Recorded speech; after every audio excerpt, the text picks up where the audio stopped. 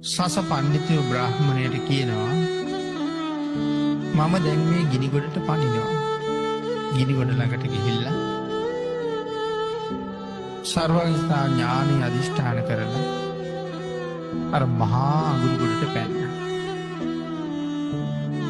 ඒ ගිනි අඟුරු මැලේ ඇතුළට පැන්නට පිච්චෙන්නේ නෑ. බ්‍රාහ්මණයගෙන් අහනවා ඔබ දල්ලපු ගින්න මාව පුළුස්සන්න තරම් සමත් නෑනි කියලා.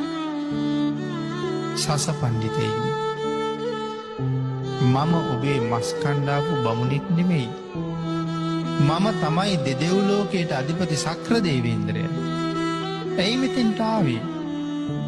ඔබ උදේ කල්පනා කළා නේද අද දානයක් ඉල්ලගෙන කෙනෙක් આવොත් ඇඟමස් නමුත් දෙනවා කියලා.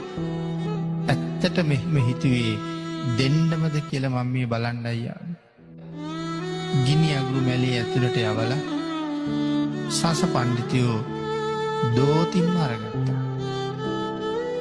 අන්තිමට සක්‍ර දේවේන්ද්‍රයෝ කල්පනා කරනවා දානය ලෝකයේ කොයි තරම් උතුම්ද, දානය ලෝකයේ කොයි තරම් ශ්‍රේෂ්ඨද.